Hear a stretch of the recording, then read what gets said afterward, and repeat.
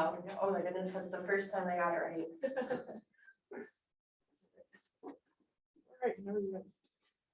All right, good morning, everyone. We are the Keweenaw building contractors, and we're here this morning to go over our structural design and geotechnical analysis with all of you. I'm Katie Kirkshank. I'm Ray Williams. Stephen McGregor. Rochelle Krieger.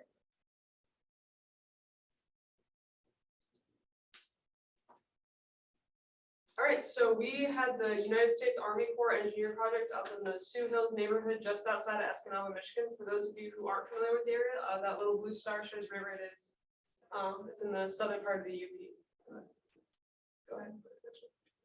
So we were sponsored by Garrett Ray. He was our primary contact for this project. So what the project is that the Sioux Hills neighborhood, the last couple of years, they've been experiencing a flooding problem due to a rise in the groundwater table. There's a clay layer about 30 feet down from where the foundations are that has created an impermeable layer, which makes it really hard for the rainwater to disseminate into the rest of the soil, which has created that flooding problem. The Army Corps of Engineers intends to lower the groundwater by pumping out excess water and moving it to a different location, the Big Bear Creek, which is just outside the neighborhood.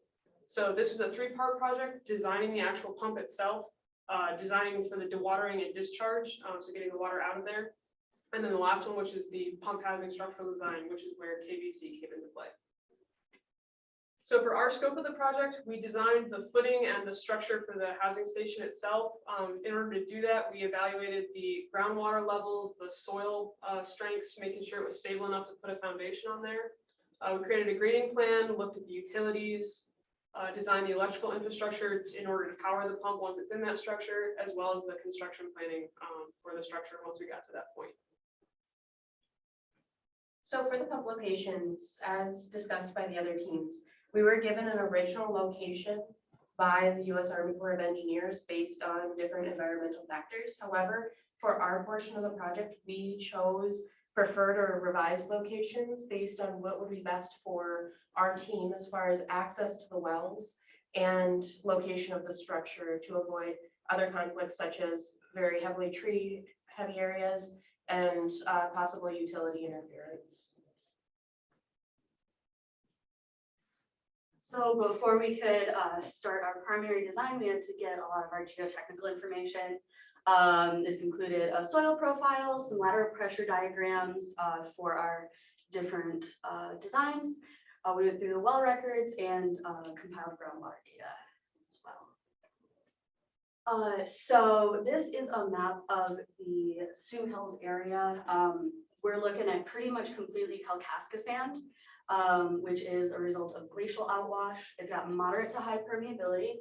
And then these soil properties were what we used for calculations. The unit weight is from a Marquette soil survey for Kalkaska sand, and it did match up with some of the well records that we were given. So we use that, and then the shear, bearing, and friction angle are all just the most conservative values that we could use for sand construction. Yeah, so this is a summary of the soil profile. All of these are the three closest wells to each of our pump locations. So as you can see, we're going to be looking at pretty much 15 foot is where the groundwater is going to hit, and that clay layer is going to be around 40 feet. These are our lateral pressure diagrams. So this is our concrete design. We're looking at an embedment depth of 6 feet, so it's going to be about 9 feet above the groundwater table. With this design, the max lateral pressure that we got was 480 pounds per square foot, and the whole footprint had a bearing strength of about 0.8 tons. This is our alternative masonry design.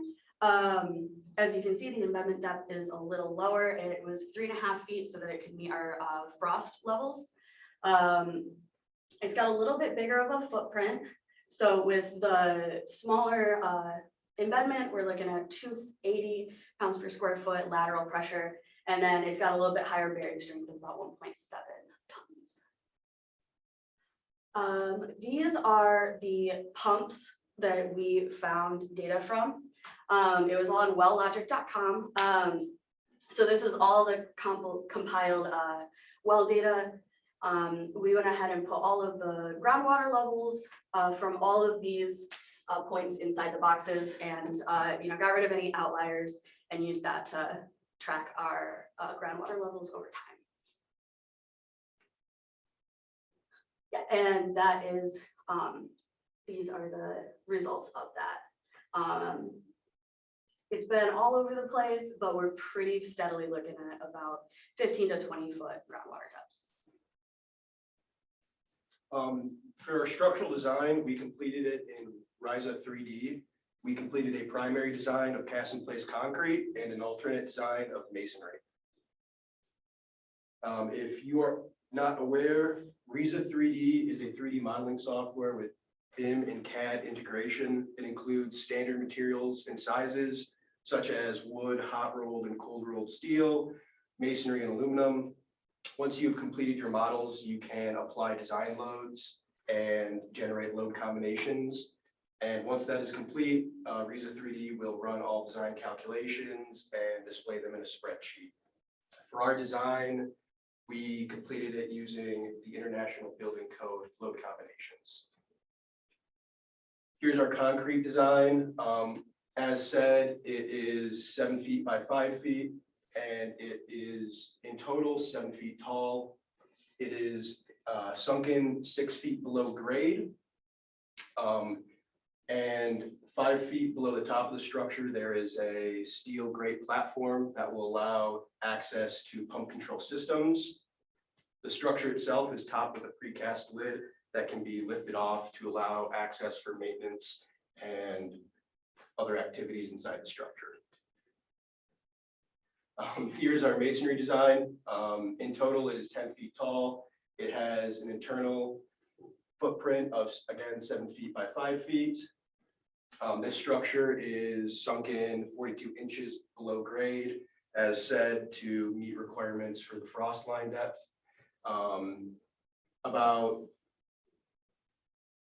On grade, there is a steel grate platform and a door to allow access to pump control systems and maintenance on the pumps. This is our masonry booster house design, which would be needed in case the main dewatering pumps are not powerful enough to pump the water where it needs to go. If there is a need for one of these, we had to complete an alternative design for the masonry. The concrete house could house a booster pump, so we do not need to complete a second design for that. This design is very similar to the main dewatering house design. The only difference is that the steel grate platform extends throughout the building's footprint to allow for space for the booster pump. So moving on to the construction engineering portion, here, I'll switch places with you. We're going to go over a demolition plan, grading plan, and electrical plan. Those are more to get an overview of the area and how it's going to be affected, as well as the utility locations, the waterproofing method, which goes along with the structural aspect, and the excavation support method, schedule, and the estimate. So first off, the demolition plans. As part of the project, we looked over what areas were going to be affected by our project and how we would be able to access those pump locations, as being able to lift the lid off of the cast in place. We also need to be able to access those locations. So in the central area, the ground is very flat. So we put it inside the right of way close to the road so it can be accessed from the road. And the other two locations, we added a small driveway in order to access the pump locations. So with that, we have a grading plan. The central location, as I mentioned, was perfectly flat. However, the other two locations needed to be cut and filled in order to match the existing grade or be able to access the existing roadway. So with the south one, it is right next to a driveway. So we matched the grade with the driveway. However, on this one, it was alongside of the road. So we created a flat driveway in order to access it. So then with the electric plans, we need to be able to power our pumps and all of the, I guess, intricate electrical work that goes into it. So as part of the project, I included a panel, an electric panel on both of them that is labeled as number 1, looking at the legend, as well as having a control panel for the pump, different sensors, and a generator for backup electrical. So if something went wrong, the pump would still be working even if there wasn't electricity. So looking into the actual construction portion of this project, with the max foundation depth of 6 feet for the cast-in-place design, we expect to interrupt underground utilities. There are also overhead power lines visible along the main roads in the neighborhood. Like we said, we expect to encounter underground power, water, gas, and telecommunication utilities. We reached out to UPCO, but unfortunately weren't able to get a response back from them, so we will have to rely on mistake flagging once construction actually begins. We'll also have to get a utility disconnect permit from the city of Escanaba to reroute the utilities to avoid further inconveniencing the residents. Once the structure is actually complete, we'll need to waterproof it in order to protect the HVAC and electrical systems from any water infiltration damage. We looked at both a liquid waterproofing membrane and a waterproofing membrane sheet. Due to the cost and the ease of applying it in the smaller areas, we went with the liquid membrane. It can be applied to both the concrete and the masonry design, and it's just easier to get in there than the sheets would be to cut down and install in the structure. In terms of excavation support, so the Kalkaska sand is a type C class OSHA soil. The max sloping on that is a 1.5 on 1 for excavating. So we're looking at both permeable and impermeable support. Impermeable support would be used if we were worried about running into the groundwater table, but because it's that nice 15 to 18 feet and we won't be running into it, we can stick with permeable, as the Kalkaska sand also drains fairly well, so we don't have to worry about it piling up water. So we would have looked at driven sheet piling had the excavation been deep enough. However, because it is a relatively shallow excavation, and also because of concerns about mixing in a sheet pile driver with the overhead power lines, we decided that open cutting and sloping excavation would be sufficient for this project. For our estimate of each of the structures for the concrete house, we estimated it at $21,400, and for a 3-house total of $64,300. If we choose to use masonry, the dewatering house is $23,100 per house, or $69,300 for 3 houses. If a masonry booster house is needed, the price is $23,700 per house. For our schedule, the schedule was completed in Primavera P6, and for the concrete house, the schedule for 1 house was 34 days or 102 days for the 3 houses. And for the masonry house, it had a duration of 37 days or 111 days for 3 houses in total. So looking at everything all in together, the KVC recommendation would be to go with the cast-in-place structural design. That's just for cost, the overall structural footprint, and the inconvenience to the residents, because the whole point of this project is to help them solve a problem that they're having. So the cast-in-place would be our final recommendation for the USAC. In terms of challenges that we had for this project, selecting site locations that didn't interfere with the residents, but also still met the needs of the project, and not just for our part of the project, but the other 2 teams as well that were working on this. The initial locations provided by the USAC didn't quite meet that, so we had to move them around a little bit to make it the best possible outcome for all parties. Another challenge that we had was with using the data and creating designs based off that data. Most of the houses in that neighborhood were built in the 60s and 70s. So it's kind of dated information in terms of the soil and the groundwater levels, which, as Ray said, we use conservative numbers for the soil data in order to allow for any surprises that they find once they do actually start building on site. That is all we have for you this morning. Thank you all for coming out. Are there any questions?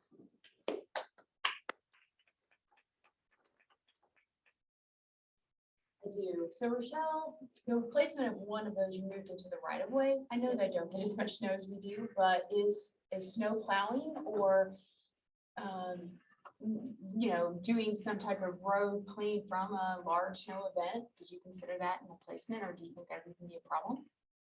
Well, part of the reason I put it into the right of way was because of getting permission with homeowners. That's one thing that I looked into the homeowners and how we could kind of push it onto one property or another. I worked in a survey department for 4 years between being in college, so I know that that's part of the biggest part. So I wanted to push it into the right of way if I could to kind of help with those negotiations, because if it's for the public benefit, you can kind of argue that you don't need as much permission.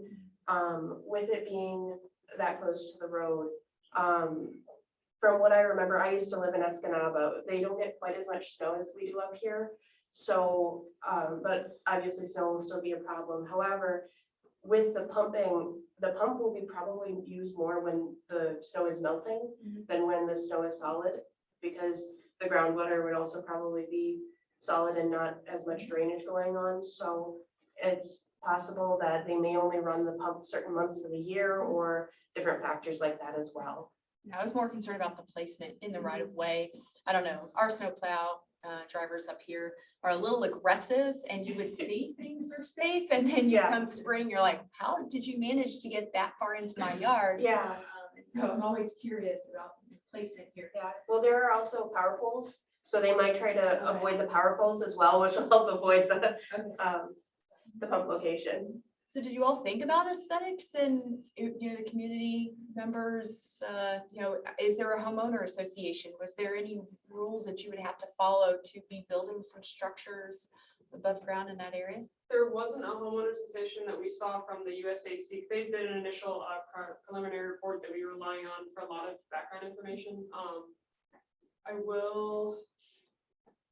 Pretty much no matter where we would have put the pumps, it was going to be in someone's backyard or blocking it. We're hoping that they're going to be happy enough that the pump housing is going to help them with the flooding problem, that they're going to be okay with having a building somewhere. And that was the advantage. The concrete design is it's only 1 foot above the surface. The rest of it is beneath, so it won't be as much of an eyesore. Yeah. So would the residents have to do the lawn maintenance around that with their edgers?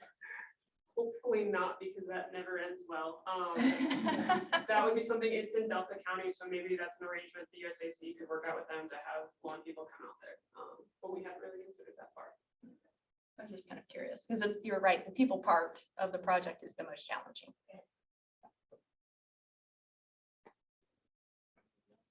I have one question. So I don't remember, maybe you said this before, but do you plan on using the masonry house for the booster house exclusively? No, if there needs to be a booster house, the concrete house will act as, can act as both. But I guess if concrete's chosen, then concrete booster house. will be-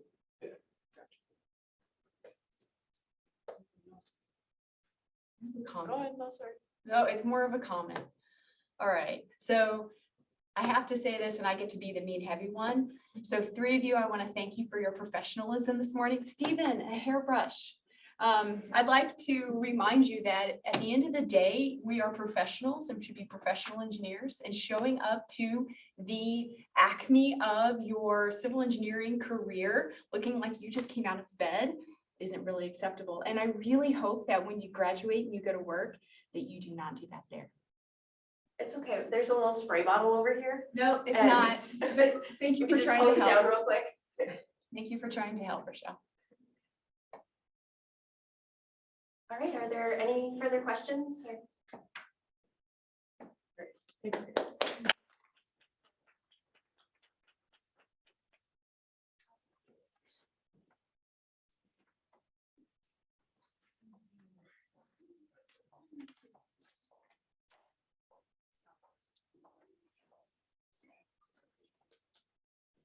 Oh, I do.